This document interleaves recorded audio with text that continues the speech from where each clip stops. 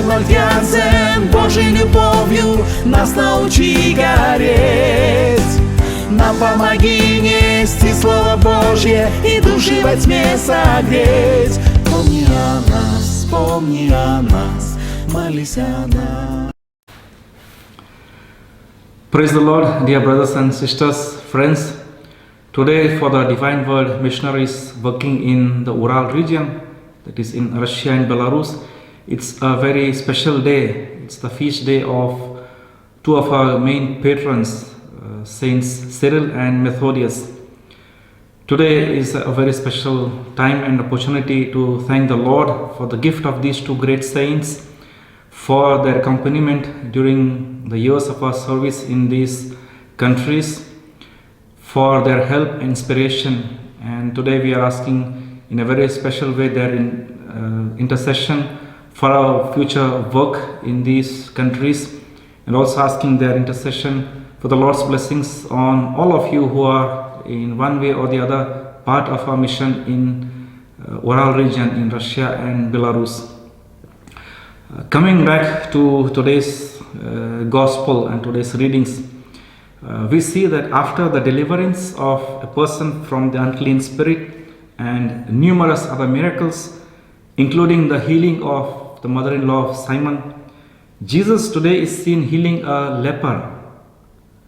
Now, leprosy for a lot of modern day Christians and even youth may be a far off distant episode or a story. Leprosy was renamed as Hansen's disease after the Norwegian scientist Gerhard Henrik Hansen discovered the slow growing bacterium in 1873. And although the Jubilee date is approaching, that is 2023, we are not really free from this disease. The WHO statistics tell us that in 2019 alone, 200,000 new cases were reported and close to 15,000 children were diagnosed with Hansen's disease in 2019. The Bible shows Christ healing people of leprosy twice during his ministry. The first case in which a single man is healed appears in the three Gospels of Matthew, chapter 8, Mark, as we read today, and in the Gospel of Luke in chapter 5. The three parallel accounts provide a more complete witness by adding valuable details. The second healing of lepers involving 10 men is found only in the Gospel of Luke in chapter 17. Now, looking closely at the biblical narratives, the Gospels, all three Gospels that we mentioned speak of healing a particular leper as the miracle. Although Jesus had healed several people, a leper is mentioned separately, showing how important it is, and it was for God Himself. In the Old Testament, no other disease, its signs, consequences for the people and community, ways of treatment are explained as much in details as is done in relation to the leprosy. There is a very wonderful and interesting episode of a leper being healed in the second book of Kings. Naaman, the general of the army of the king of Syria, is sent to Israel for healing. And when the king receives the letter, he is in shock and disbelief and remarks, "Am I God to kill and make alive, that this man sends a man to me to heal him of his leprosy?" The prophet Elisha intervenes, suggesting how Naaman could be healed. Now, this episode concretely shows that only God can heal the leper. Only God can heal us and deliver us from leprosy. So, coming now to the Gospel of Mark, we see that Jesus is God, who cleanses from all uncleanness, all impurity, heals and brings life. So my first question today is, do I really see God in Jesus?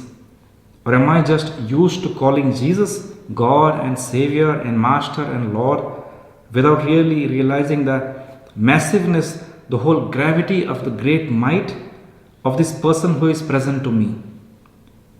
The previous Sundays we saw the might of Jesus preaching and teaching. Today we are shown the mighty person that Jesus is, the God man. The leper in today's gospel shows how one needs to approach Jesus every moment of his or her life and not just periodically. The three accounts tell us that a leper came and worshipped him in the Gospel of Matthew. Mark tells imploring him and kneeling down before him.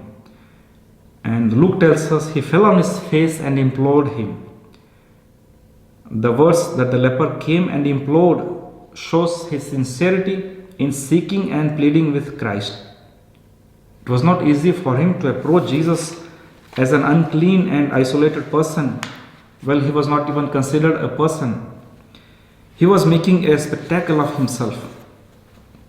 To appear before Christ in all sincerity and openness is a great challenge indeed. This leper overcomes all of it, and in fact, he overcomes even himself. Many of us come to church, but we really don't present ourselves, the inner person that we are, to Christ. It's very really difficult to imitate the psalmist today who says, I acknowledged my sin to you and did not cover up my iniquity. I said, I will confess my transgressions to the Lord, and you forgive the guilt of my sin.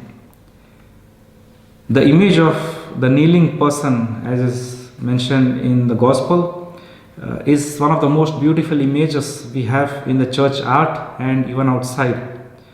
Well, today, since it's also a Valentine's Day, one might see men, or rather mature boys, with a flower or a ring or a gift, or with all three of them, kneeling in front of their lady love and asking, are you willing to become my wife? Well, the gospel today is not challenging our love or romanticism, but is challenging our faith. How do I approach Jesus day in and day out? Have I seen his great might and great glory? Am I in awe of his person and power?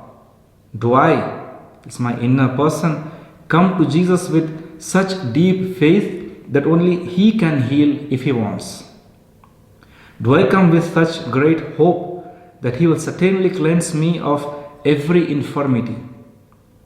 Do I approach him with such committed love and kneeling in front of him, do I ask him to fulfill his will in my life?